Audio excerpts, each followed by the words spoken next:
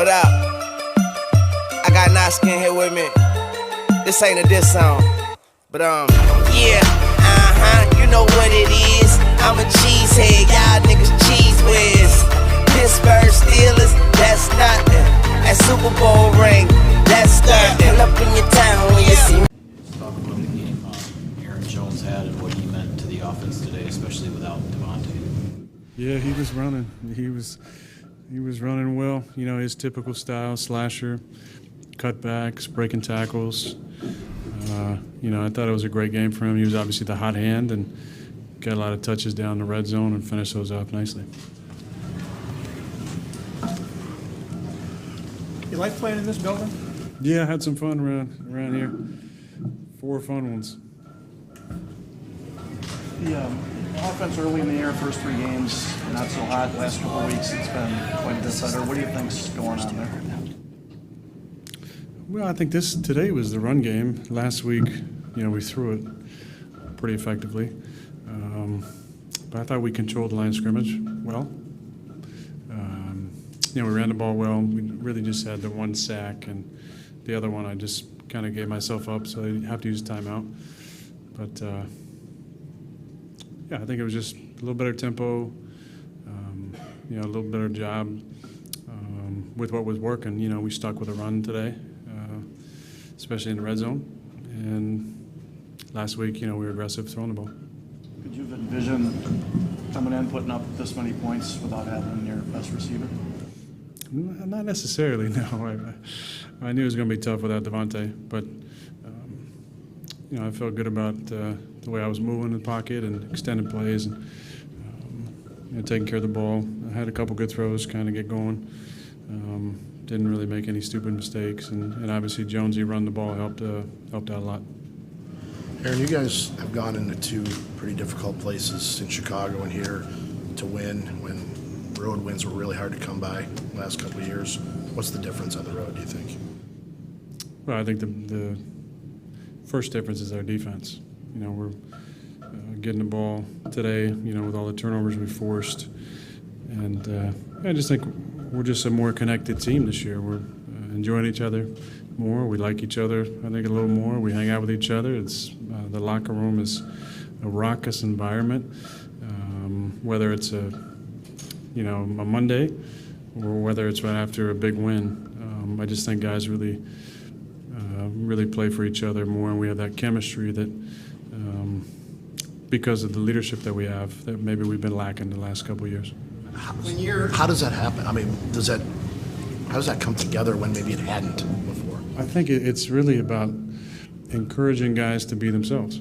I think when you create an environment that allows the freedom of expression, or you have guys like Z who just bring it everywhere they go. You guys know it. You know, Z and Preston are like actual brothers. They love each other and hang out and love doing interviews together, and it's just a different feel. You know, it helps those guys are playing well, I think, too. Obviously, Preston had another couple of sacks today, and Z was active when he was healthy, which I guess he really wasn't today.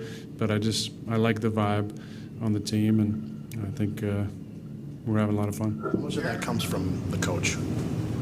Oh, well, I think it's the whole program, I think, and adding the personnel that we did.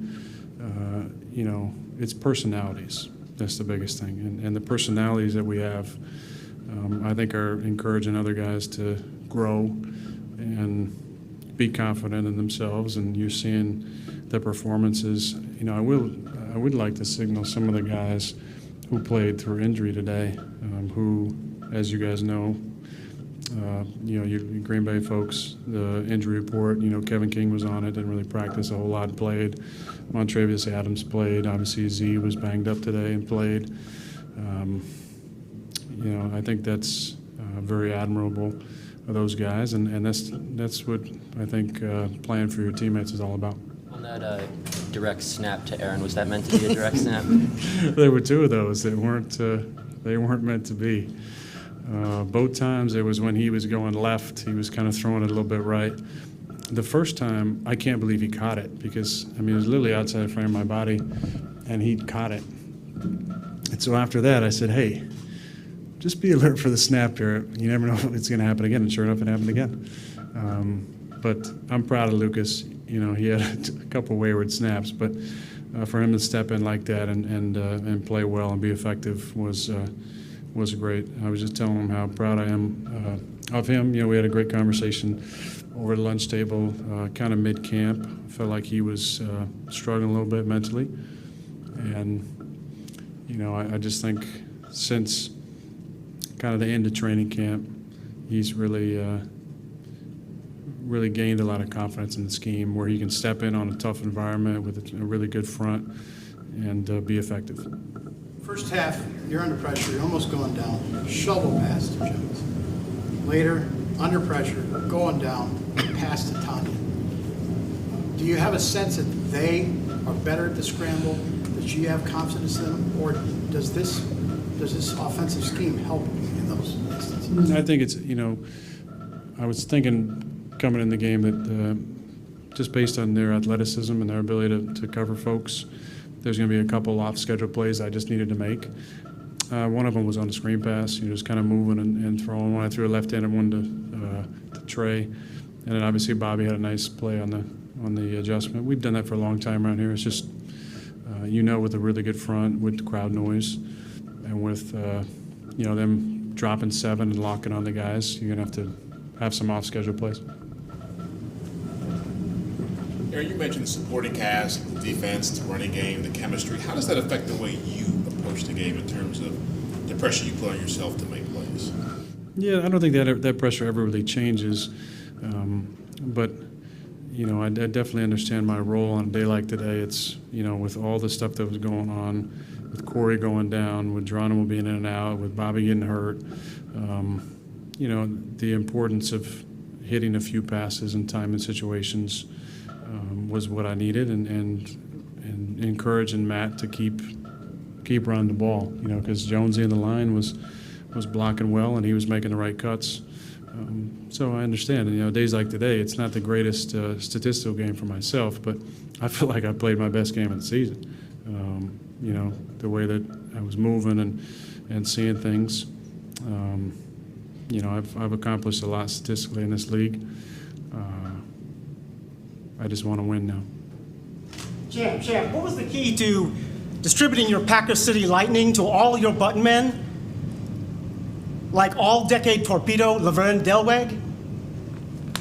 I have no idea what you're talking about. Packers 1920s stalwart Laverne Delweg, NFL all-decade tight end. Who How'd is you do it? it, Champ? I don't know what you're talking about. That's a good question, though. What the? 4-1. It's got to feel good. 4-1. Yeah, it feels great, especially with our schedule. When you looked at it, you know, preseason, talking about obviously a tough environment, Chicago, you know, playoff team, Minnesota, you know, always tough team, Denver, and that defense, Philly, you know, always a playoff team, and then coming here with a team that's been pegged, you know, with Super Bowl aspirations, which they should, because they got a great quarterback and great defense. To be 4-1, be first in the division feels pretty good right now. That one play where you were trying to catch them with 12 men, and, I mean, you took a shot from a guy who, you know, jumped offside. I mean, what was that all about? Yeah, you know, every now and then we'll try and catch them with 12. They had about 14 on the field at one point. We kind of went into our little deal we do, and yeah, I think the refs are taking a little bit of time, just getting back to their positions. And then once we tried to get under there and snap it, the umpire wasn't moving, but the ball came up. And Lawrence got a nice little shot on me there.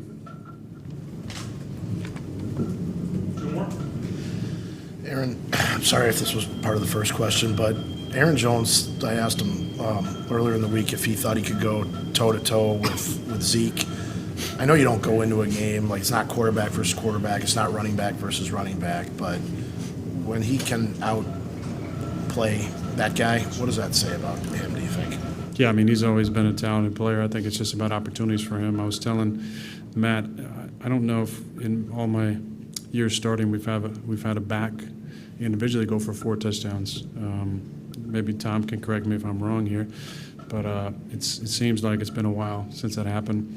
But what he also does is the versatility in the passing game. You know, he's a really good screen runner.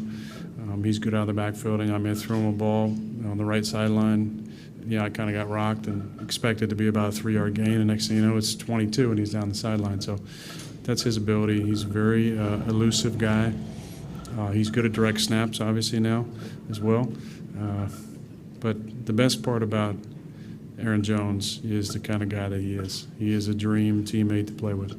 The comment surprised me a little bit just because he's not a super cocky guy. Is he really confident, though, that we don't see? I think he's confident, but he is a very humble guy.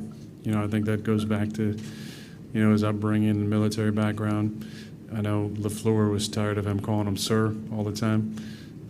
That's just who he is. He's a great teammate and obviously a great player.